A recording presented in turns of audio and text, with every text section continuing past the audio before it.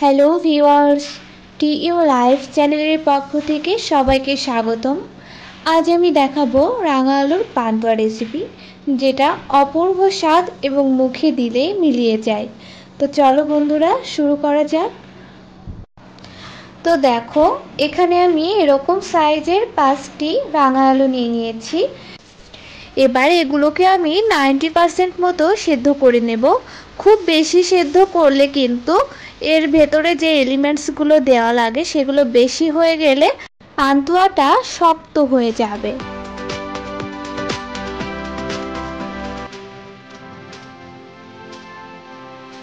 তো আলুগুলো সেদ্ধ হয়ে গেছে।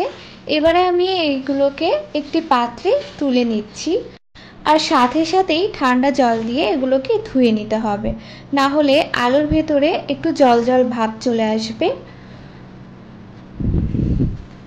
তারপর এগুলো খোসা ছাড়িয়ে নিলাম। এবারে একটি গ্রেটারের সাহায্যে আমি আলুগুলো এভাবে গ্রেট করে নিব। হাত দিয়ে চেপেও আলুগুলোকে মাখানো যায়, তবে গ্রেট করে নিলে দলা দলা থাকে না।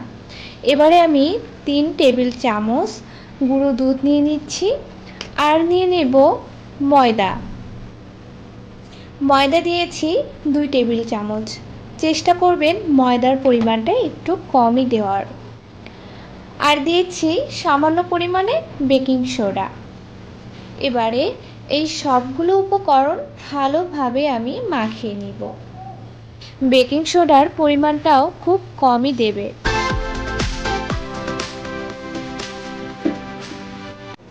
এভাবে মাখাতে মাখাতে দেখবেন একসময় আঠালো ভাব চলে এসেছে। তো আমার মনে হয়েছে ময়দাটা একটু কম হয়েছে, তো আমি আর সামান্য পরিমাণে ময়দা অ্যাড করলাম। এবারে দিয়ে দিচ্ছি ঘি। ঘিটাকেও আমি ভালোভাবে মিশিয়ে নিব।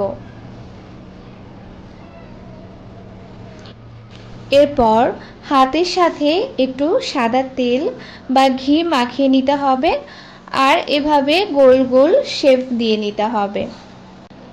এবার চুলায় একটি কড়াইয়ে তেল গরম করে নিয়েছি।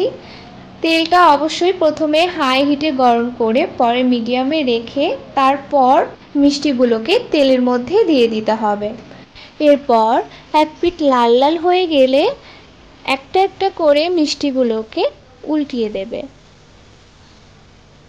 যদি তোমরা হাই হিটেই মিষ্টিগুলোকে তেলে দাও তাহলে প্রথমেই পুড়ে যাবে, আর যদি লো হিটে মিষ্টিগুলোকে ভাজতে থাকো তাহলে মিষ্টিগুলো কিন্তু ভেঙে যাবে। এজন্য সবসময় চুলার আঁচটা মিডিয়ামে রেখেই চেষ্টা করবে মিষ্টিগুলোকে ভেজে নেওয়ার। তো কিছু সময় পর পর একটা চামচের সাহায্যে আমি এভাবে উল্টে পাল্টে দিচ্ছি, যেন পুড়ে না যায়, আর সব পাশটাই যেন সমানভাবেই লাল লাল হয়ে যায়।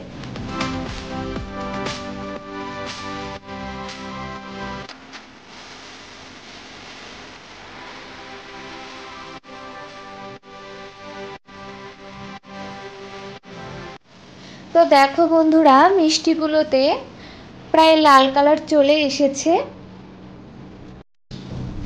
এবারে আমি মিষ্টিগুলোকে একটি একটি করে প্লেটে উঠিয়ে নিব। তো তোমরা দেখতে পাচ্ছ এখানে কিন্তু একটা মিষ্টি ভেঙে গেছে। তো তোমরা যখন মিষ্টিগুলোকে ভাজবে একটু সাবধানতা অবলম্বন করবে, একটু সাবধানে ধীরে ধীরে নাড়বে। এবারে আমি একটা পাত্রে 2 কাপ চিনি আর 2.5 কাপ জল অ্যাড করছি।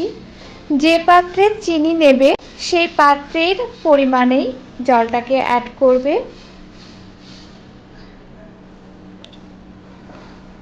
এবার আমি মিশ্রণটাকে ভালোভাবে গুলিয়ে নিয়ে একটু ফুটতে দেব।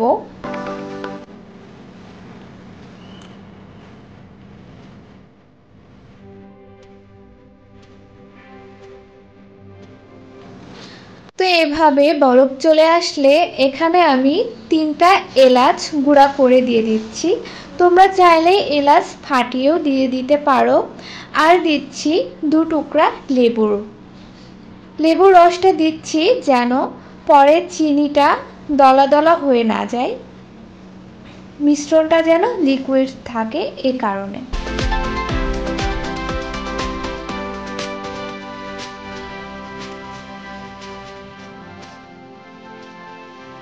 তো কিছু সময় জাল দেওয়ার পর একটু আঠালো ভাব চলে আসলেই বুঝে নিবে এটা হয়ে গেছে।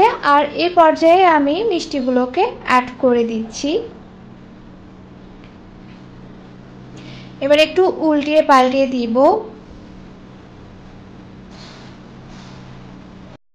তো একটা ঢাকনার সাহায্যে 1 মিনিট মতো আমি লো ফ্লেমে মিষ্টিগুলোকে সেদ্ধ করে নিব, যেন মিষ্টির মধ্যে ভালোভাবে চিনির শিরাটা ঢুকে যায়। তো আমি এখানে কয়েকটি ল্যাংচা শেপের মিষ্টিও তৈরি করেছিলাম, কিন্তু ভিডিওটি বড় হয়ে যাবে বলে আমি এখানে আর দেখাইনি। তো চিনির শিরার মধ্যে কিন্তু বেশি সময় রাখবে না, সাথে সাথে উঠিয়ে নেবে আর এভাবে উপর থেকে রসটা দিয়ে দিবে, না হলে পান্তুয়াগুলো বেশি নরম হয়ে যাবে আর তখন ভেঙে যাবে। তৈরি হয়ে গেল অপূর্ব স্বাদের রাঙা আলুর পান্তুয়া। তো আমার এই রেসিপিটি ভালো লাগলে প্লিজ সাবস্ক্রাইব করে দিও।